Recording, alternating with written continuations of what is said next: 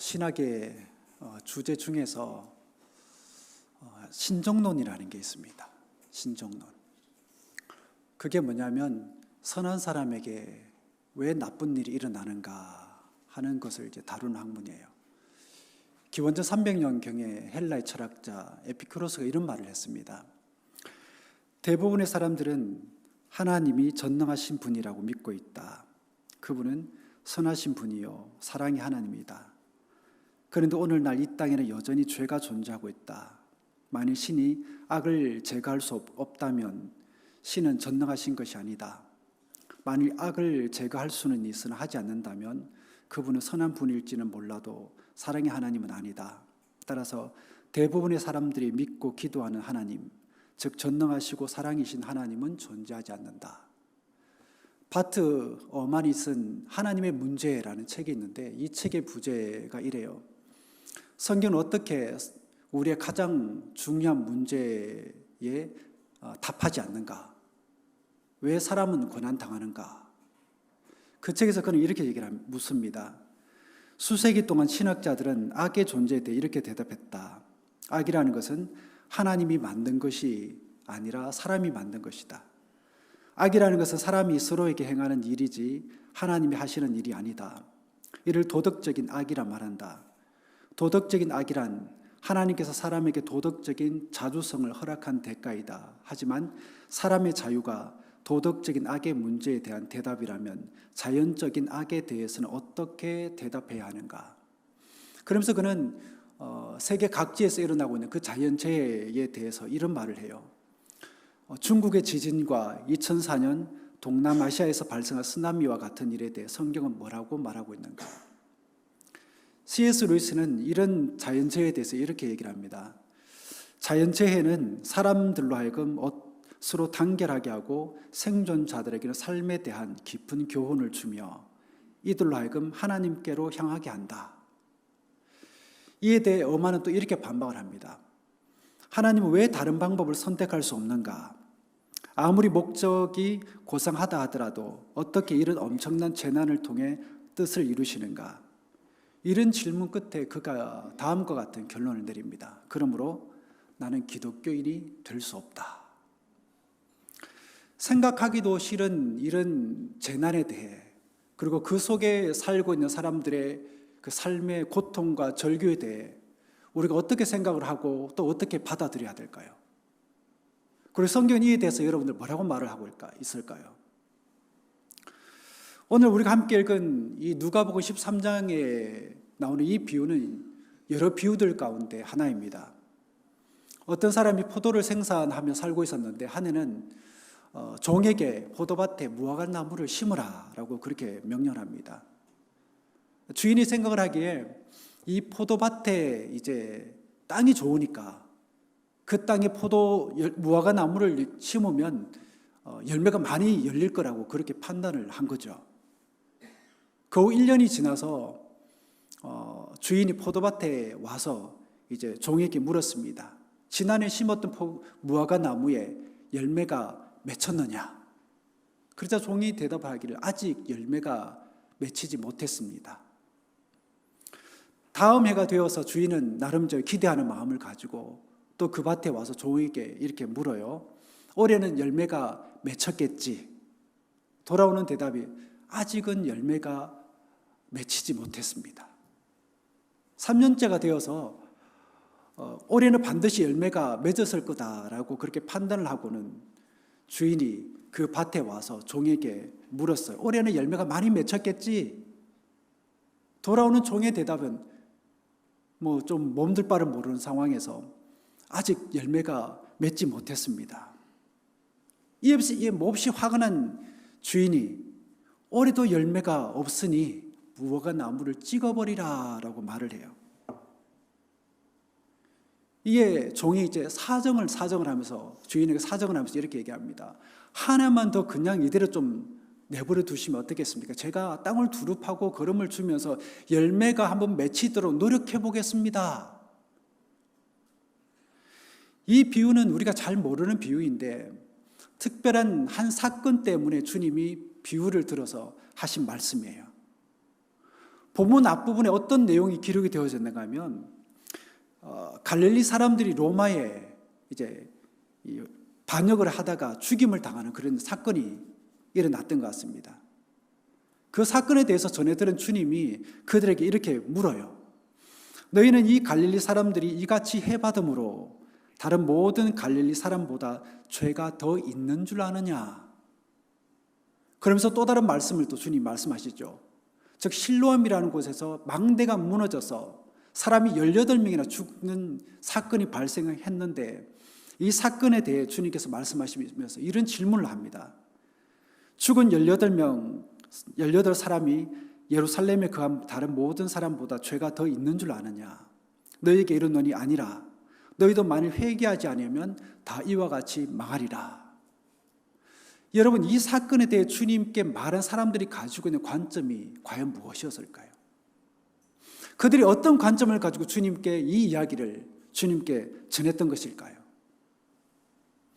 그들이 생각하기에 죽은 사람들의 그와 같은 고통은 그들의 죄 때문이라는 겁니다. 그들의 죄가 많았기 때문에 심판을 받았다라는 거예요. 그렇기 때문에 하나님이 그들을 심판할 수밖에 없었다라는 논리인 거죠. 그들의 이런 관점에는 그들이 죽은 건 당연하다라는 거예요. 그러면서 여러분들, 그들의 말 속에서 우리가 무엇을 느낄 수 있어야 되는가 하면 그렇게 얘기를 하면서 반대로 아직도 죽지 않고 있는 자기에 대한 얘기를 하고 싶은 거예요. 그러니까 은연중에 자신들이 어렵다라는 것을 주장하고 있는 겁니다. 우리가 그런 일을 겪지 않은 건 우리에게 죄가 없거나 아니면 그들보다 죄가 덜하기 때문이다라는 것입니다. 하지만 주님은 그들의 그러한 생각에 동의를 할까요? 하지 않았을까요? 동의를 하지 않았습니다. 오히려 이렇게 말씀하세요. 아니라 너희도 만일 회개하지 않으면 다 이와 같이 망하리라. 즉 너희도 만일 회개하지 않으면 이라는 이 말씀은 그들이 어려움을 겪은 건 결코 그들이 너희들보다 죄가 더 많았기 때문에 그런 게 아니다라는 것입니다. 오히려 너희도 다 같은 죄인이라는 거예요. 그러니 이 사건은 너희의 의를 드러내기 위한 사건은 더더욱 아니다라는 것입니다. 그렇기 때문에 너희도 회개하지 않으면 이와 같이 망하게 될 것이다 라고 경고하고 계십니다. 여기서 우리는 중요한 신학적 주제를 발견하게 되는데 그게 뭐냐면 심판하신 하나님에 대한 생각입니다. 성경에는 수많은 곳에서 심판하신 하나님에 대한 이야기를 우리에게 들려주고 있는데 그런 영향을 받았던 유대인들이 그런 사고를 가지고 있는 거예요. 즉 갈릴리 사람들이 죽었는데 그건 바로 하나님이 심판을 했기 때문이다. 예루살렘 사람들이 죽는 사건이 발생했는데 이 또한 하나님의 심판이라는 겁니다. 하지만 어떻습니까? 주님의 생각은 달라요. 너희도 만일 회개하지 않으면 이라는 이 말씀은 하나님은 심판을 기뻐하시는 분이 아니라 오히려 회개하기를 기뻐하시고 원하는 분이다라는 것입니다. 즉 생명의 죽기를 바라시는 그런 공포스러운 분이 아니다라는 거예요. 그렇기 때문에 성경에 나오는 하나님의 심판은 사람의 죽음을 목표로 하는 게 아니에요. 오히려 하나님의 심판의 목표는 죽음이 아니라 생명입니다. 왜냐하면 이에 대한 우리 고백이 다 가지고 있잖아요. 모두가 하나님께 돌아와서 살기를 바라시는 게 하나님의 본심이다라는 것을 우리는 너무나 잘 알고 있기 때문에 그렇습니다. 종종 장례식장에 가다 보면 거기서 들려오는 소리들 가운데 이런 얘기들이 있습니다. 하나님의 뜻이 아니겠습니까? 하나님의 뜻이 있을 겁니다. 또는 아직은 그 뜻을 모르지만 언젠가는 알게 되실 겁니다. 이 말이 여러분 슬픔을 당한 가족들로 하여금 더 고통스럽게 한다는 걸 여러분도 아십니까? 왜냐하면 이 말은 그 책임이 누구에게 있다는 겁니다. 그 죽음의 책임이 누구에게 있다는 거예요? 하나님께 있다는 걸로 들리기 때문에 그렇습니다. 즉 하나님께 어떤 뜻이 있어서 내 사랑하는 가족을 죽게 했다는 것으로 이해가 되기 때문에 그렇다라는 것입니다. 더 나아가서 이 말은 슬픔을 당한 사람으로 하여금 도대체 하나님께 어떤 뜻이 있어서 내 자식을 데려가신 것일까? 내 사랑하는 남편과 아내를 데려가신 것일까? 그렇다면 그런 하나님을 내가 어떻게 이해하고 그런 하나님을 내가 어떻게 받아들일 것인가 하는 질문을 우리로 하여금 만들기 때문에 그렇다는 것입니다. C.S. 루이스는 이런 말을 해요. 사람들이 가지고 있는 큰 오해가 있습니다. 하나님은 어떤 것이든 가능하다는 오해입니다. 아닙니다. 어떤 일들은 하나님께 전혀 가능하지 않습니다. 왜냐하면 그것들은 본질적으로 모순되기 때문입니다. 하나님께서는 선과 악을 함께 일으킬 수 없습니다. 선을 행하시면서 동시에 악을 행하시는 하나님이 아닙니다. 고통에는 두 가지 요인이 있습니다. 물리적인 사고와 인간의 죄악성입니다. 이 두 가지가 고통의 주된 원인입니다. 이것들이 세상의 고통을 가져다주는 고통이라는 결과를 가져옵니다. 그렇기 때문에 여러분들, 우리가 여기에서 해야 할 질문이 있다면 그건 바로 내가 왜 고통을 당해야 하는가? 내가 하나님 앞에 이것도 있고 저것도 있고 이렇게 선하게 살았는데 왜 이런 나에게 고통을 주시는가 하는 그런 질문이 아니고, 그리고 내 삶을 집어삼킨 그 고난의 현장에서 하나님이 나를 어떻게 도울 것인가, 하나님이 내 삶의 고통을 잔잔하게 하실 수 있도록 내가 어떻게 처신할 것인가 하는 질문을 우리가 던져야 된다는 것입니다. 우리가 이런 질문을 던질 때 우리의 생각이 달라지고 우리의 기도 내용이 달라집니다. 자, 하나님을 향해서 원망하고 불평하는 기도보다, 그리고 빨리 나를 건져주시고 나를 구원해 달라는 그런 기도보다 소망 가운데 잔잔히 하나님께 집중하는 기도를 하게 된다는 것입니다. 그러면서 나를 향한 하나님의 사랑과 돌보심이 나의 삶을 어떻게 회복시켜 나가는지에 대해서 우리가 관심을 가지게 되는 거예요.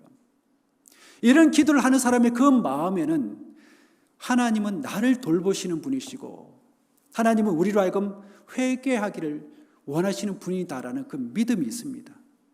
즉, 하나님은 어떻게든 믿음의 사람들로 하여금 믿음을 붙들고 그 어려운 현장 속에서 소망을 품기를 원하고 회복하기를 원하시며 믿음 안에서 성장하고 선한 열매를 맺기를 원하시는 분이다라는 것입니다. 본문으로 다시 돌아가겠습니다.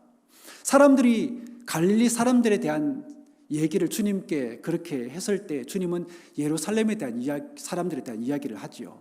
그리고 무엇에 대한 이야기를 곧바로 하십니까? 무화과 나무에 대한 비유를 하십니다.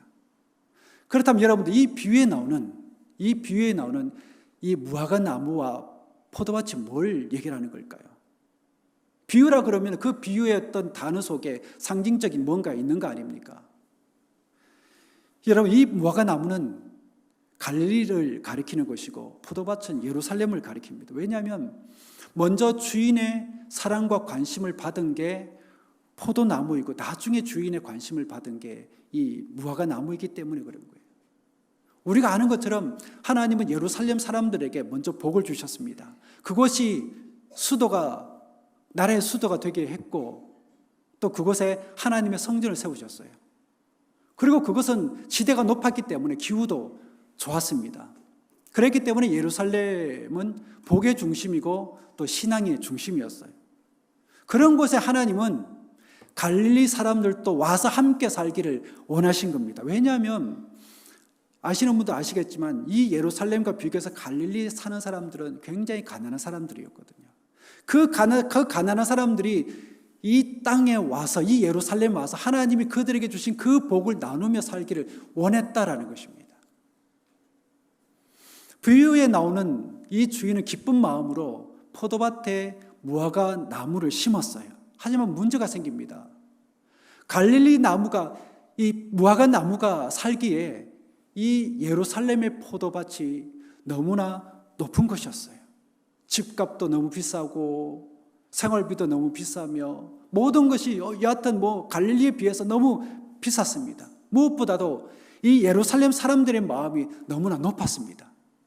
즉 그들의 마음이 굳게 닫혀 있었다라는 것입니다. 그래서 조금도 자신의 것들을 양보하려고 하지 않았습니다. 그리고 무화과 나무가 그곳에 심겨지는 것을 너무 싫어했었어요. 그리고 무화과 나무가 자라기 위해서 필요한 모든 것들을 거부했습니다. 여러분, 나무가 자라기 위해서는 어떤 것들이 필요할까요? 충분한 햇빛도 필요하고 공간도 필요하고 또 물도 있어야 되잖아요. 그리고 열심히 사람이 거름도 주어야 됩니다. 그런데 오늘 말씀해 보니까 농부가 그런 일을 했다라는 대목이 전혀 없어요. 그러니까 농부가 이런 것들을 전혀 하지 않았다라는 것입니다. 충분한 땅도 확보하지 않았고 거름도 주지 않았어요. 그리고 포도 넝쿨이 너무나 우거져 있었기 때문에 무화과 나무가 햇빛을 제대로 받을 수가 없었습니다. 그랬기 때문에 열매가 제대로 맺지 못하게 된 겁니다.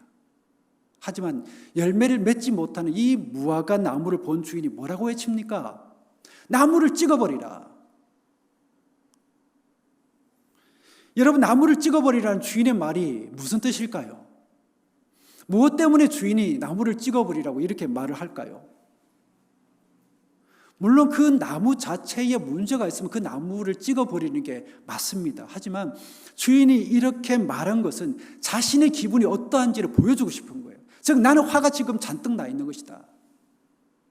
그래서 이 주인의 기분을 알아차린 종이 정말 긴급하게 주인의 그 마음을 절제시키면서 내가 이 땅을 두릅하고 또 거름을 주어서 열매를 맺도록 한번 노력해 보겠습니다 라고 말을 한 겁니다.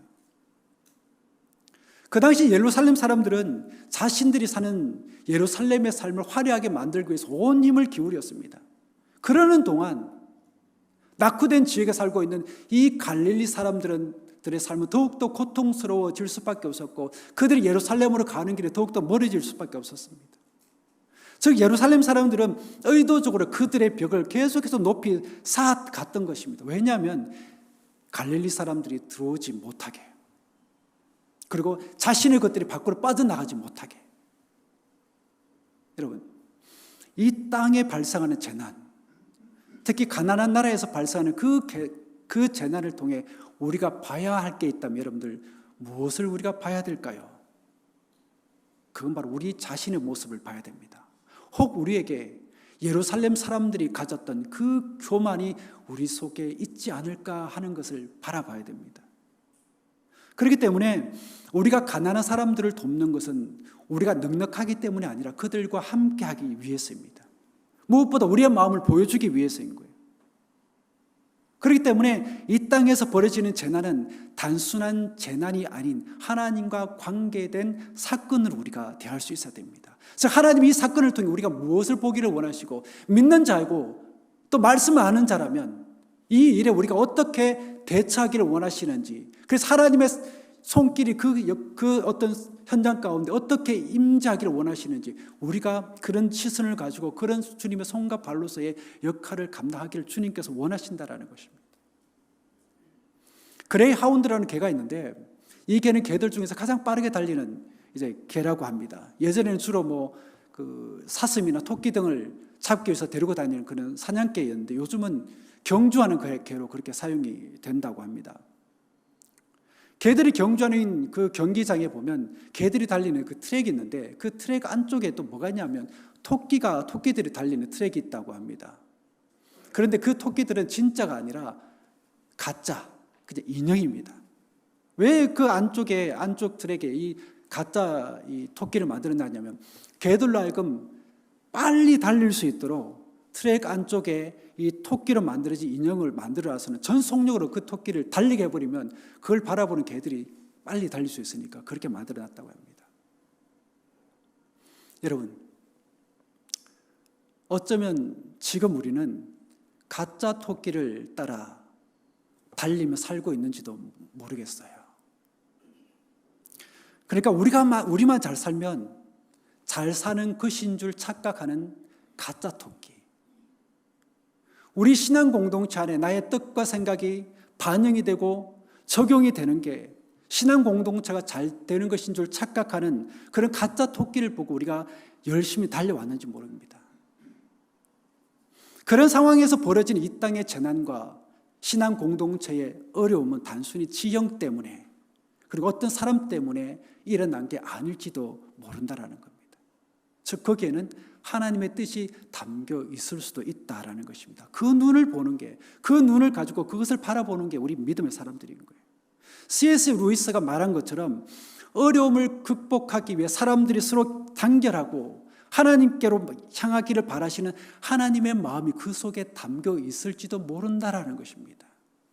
최소한 하나님께서 이 역사를 이끌어 가시고 세상을 운해 가신다는 믿음을 가지고 있으면 그런 마음가짐과 그런 시선이 우리들 속에 있어야 된다는 얘기입니다.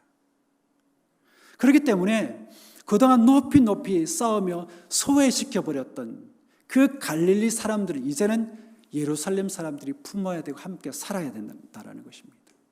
망대를 지을 때 낮은 쪽이 무너지면 높은 쪽이 여러분들 어떻게 될까요? 함께 무너질 수밖에 없는 겁니다.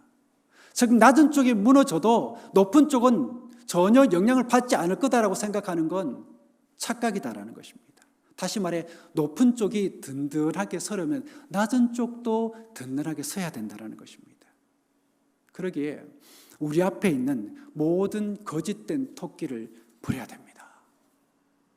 우리를 하여금 잘못된 생각을 하게 만들고 엉뚱한 행동을 하게 만들고 살게 만드는 그 모든 신앙의 거짓된 토끼들 우리가 버려야 됩니다. 그러기 위해서는 통렬한 회개가 있어야 되고 그 회개의 마음이 깃든 생각과 말, 행동이 있어야 된다는 것이. 그런 과정이 없이 하나님은 진리의 하나님이시고 모든 생명의 주인이라고 고백하는 것은 있을 수도 없는 일이고 했다 하더라도 그것은 거짓이라는 것입니다. 재난이 하필 왜 그 사람에게 일어나는가? 이러한 어려움과 고통이 왜 우리 신앙 공동체에 발생하는가? 하나님은 십자가의 고난과 고통을 통해 인류를 구원하셨습니다. 즉 고난이 아니고서는 구원할 길이 없었던 거죠. 그것도 연약한 사람이 그 고난과 고통을 짊어진 겁니다. 다시 말해 고난과 연약함이 하나님의 방법이었던 거예요. 하지만 여러분들 그 길은 주님만 가셔야 했던 길이 아니고 그 길은 우리도 함께 걸어가야 될 길입니다. 그러므로 우리 신앙 공동체가 직면한 어려움과 고난을 회피하거나 인간적인 방법으로 그 문제를 해결하려고 하기보다 오히려 그 고난의 길을 주님과 함께 걸어가므로 사람이 도달하기를 원하는 그 지점이 아닌 하나님과 하나님의 나라에 도달하게 되기를 축복합니다. 그런 은혜가 우리 신앙 공동체에게 있게 되기를 바랍니다. 기도하겠습니다.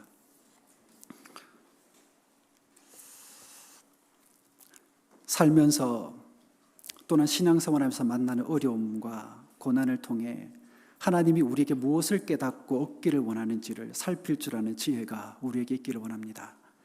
하나님을 믿고 말씀을 아는 자라면 우리가 생각하고 말하며 행동하는 것들을 통해 우리의 삶과 신앙 공동체 내에 하나님의 마음을 잘 녹여내는 우리가 되기를 원합니다. 이러한 과정을 우리가 잘 밟고 있는지를 돌이켜보며 우리에게 주어진 한 주간의 삶을 선하게 살아가게 하여 주옵소서. 예수 그리스도 이름으로 기도드립니다. 아멘.